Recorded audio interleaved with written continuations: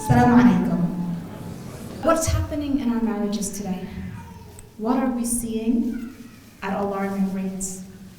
Many of you have heard the statistic that just about 10 years ago, when I had written one of my books, When Muslim Marriage Fails, the statistic, the percentage of divorce among Muslim couples in the United States was approximately 37 to 38%.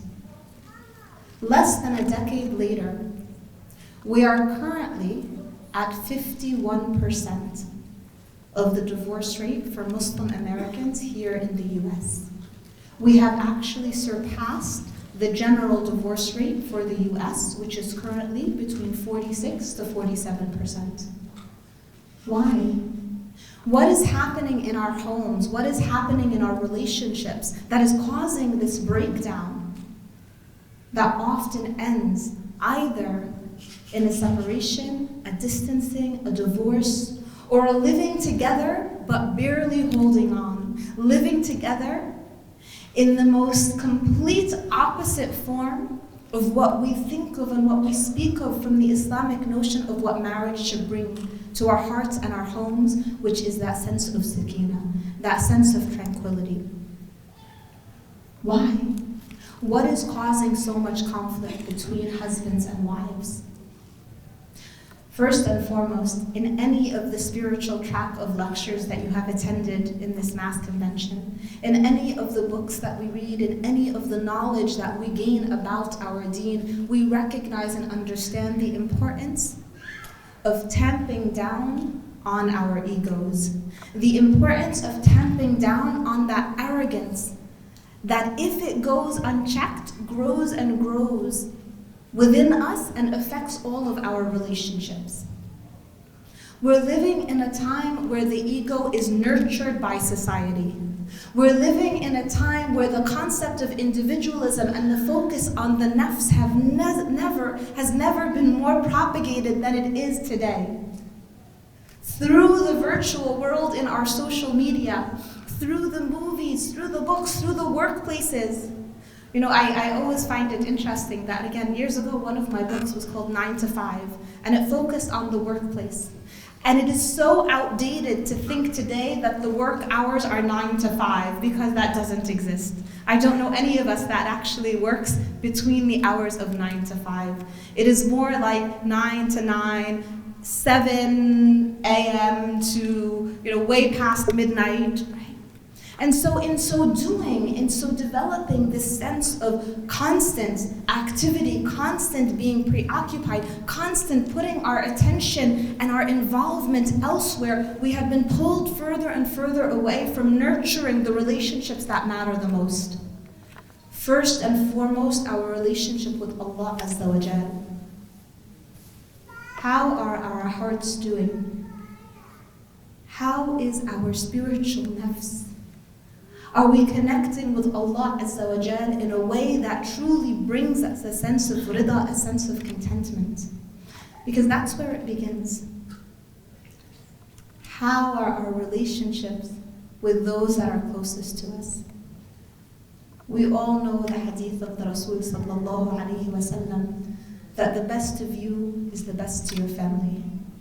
But how many of us actually practice that? How many of us save our nicest smile for our spouse? How many of us speak to our spouse and our children in the kindest, sweetest voice? Or how often are we simply shooing our children and our spouse away? خلاص بقى سيبوني في حالي زهقت. I'm done. I can't take this anymore. And then turning to those that are outside of the home and giving them the best parts of us.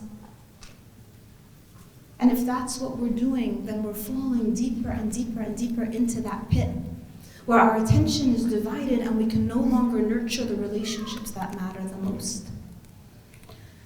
So where does conflict begin? And what happens? Where does it go to take us to a point where we feel like we can't resolve it?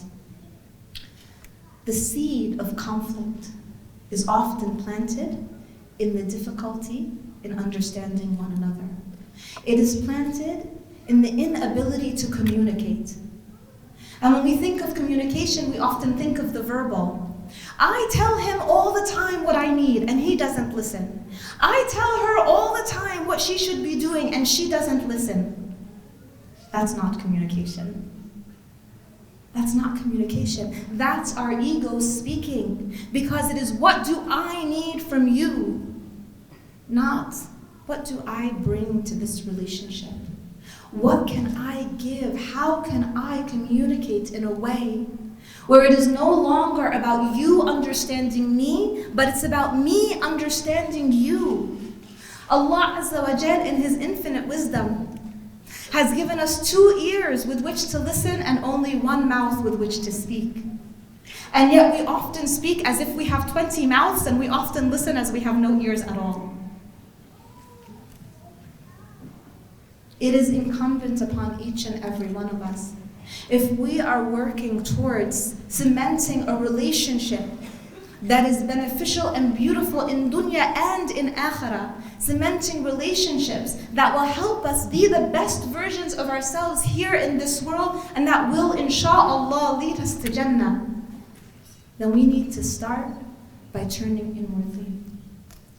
So many times in our counseling centers, we have couples who enter, who will point fingers at the other person and say, it's your fault. You did this, you said that, you acted in this way, you never listen, you never communicate, you're never there when I need you. But those are the moments when we stop the pointer and we say, look at your fingers. Just as there's 1 finger pointing that way, there's 3 pointing back at you. What are you doing? How can you play a role in this relationship, an active role where you can say, who am I in this marriage? What do I bring to this marriage? How do I communicate and connect with my spouse? Now, there are relationships in which the conflict is so large, the conflict is so deep, the conflict is so wide that it has come to a point where maybe both husband and wife feel like they cannot salvage it anymore. Don't be quick to jump into that statistic that we talked about earlier. Don't be quick to say, I've tried everything. If you have not gone to seek the counsel of a marriage therapist, if you have not gone to seek consistent communication in a counseling type of a setting, then you haven't tried everything yet. And I know that there's a stigma. And I know that there are so many of us that are resistant to the idea of counseling. Why air out my dirty laundry? I don't want to talk badly about my spouse with someone else. I went to the imam, and with no disrespect to the imams of our community, may Allah grant them Jannah, insha'Allah, and elevate their status and can allow them to continue to serve our communities. But our imams are not always marriage therapists. Our imams are not always marriage counselors. And so there is a role for everyone in our communities.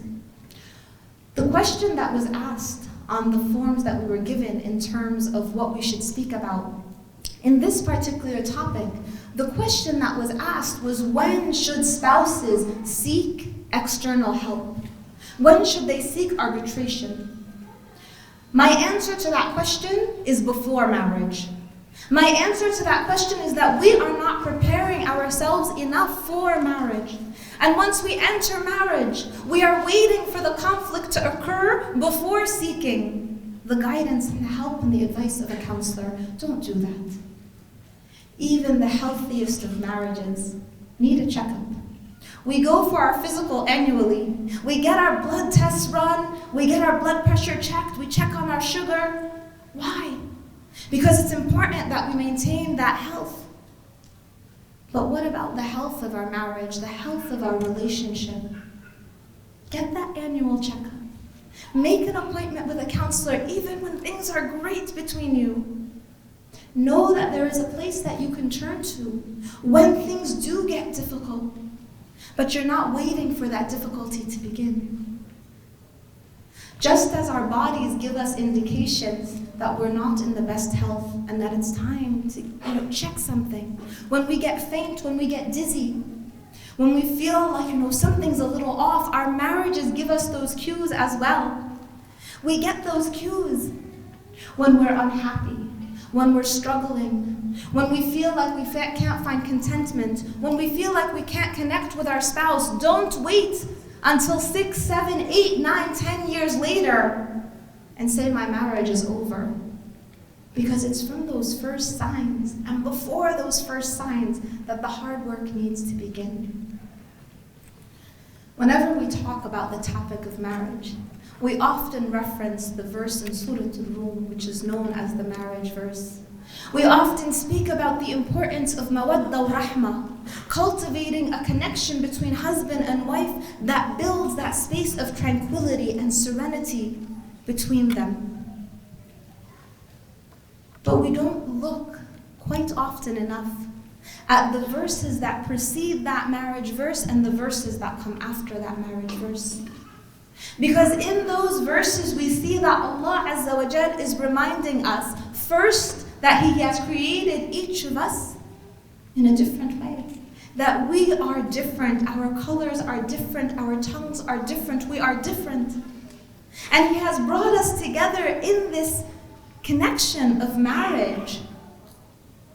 And in each of those verses in Surah Al-Rum, Allah Azza wa Jal reminds us, ذَلِكَ لَآيَاتٍ لِقَوْمٍ يَتَفَكَّرُونَ ذَلِكَ آيَاتٍ لِقَوْمٍ يَسْمَعُونَ. He gives us at the ends of these verses a reminder that this connection that is created between two people who are so different, who come from different parts of the world, who have different worldviews, different backgrounds, it is an ayah. It is a sign from Allah Azza wa Jal that He brings us into that connection, but it is a sign for those who think. It is a sign for those who listen. It is a sign for those who reason. Because in the way that we communicate with our spouses, these components are critical. Listening, learning the language of our spouse, and not just the language in terms of, Urdu or French or Arabic or the dialect of Syria or the dialect of Egypt or, no. Learning the language that is linked to the lisan. Allah Azza wa Jal reminds us that there is اختلاف ألسنتكم. There is a difference in your tongues. The language that is linked to who we are. There is a wonderful little book called The 5 Languages of Love by the author Gary Chapman. And in this book, the author speaks about how we communicate when we don't even speak sometimes. How we may speak the language of gifting, or the language of time, or the language of touch, or the language of service. And how these languages may determine who we are, or the language of affirmation.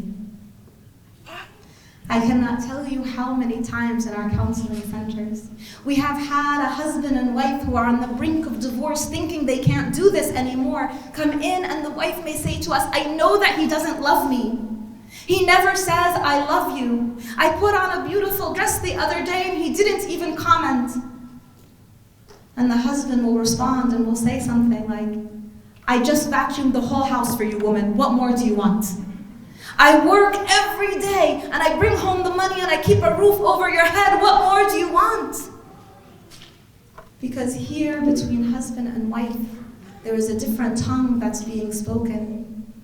The wife is speaking the language of affirmation. I need to hear it. I want you to tell me that I'm beautiful, that you love me, that I'm important to you.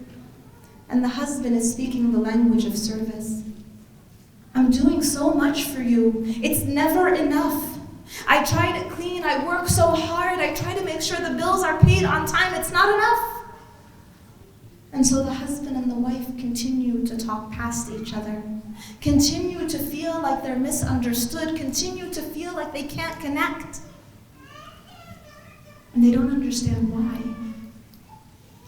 But sometimes it's as simple as beginning with the remembrance first of Allah Azza wa Jal, of the remembrance of those ayat in the Quran that are meant to guide us, to remind us that our marriage, that mawadda and rahmah that we speak of, it lives in how we communicate with one another. It lives in our actions towards each other. It lives in those moments when we truly listen and hear one another.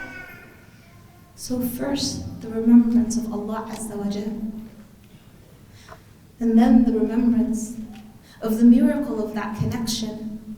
The remembrance that when we are in that dynamic between the two of us, we may be hearing each other, but we may not be understanding.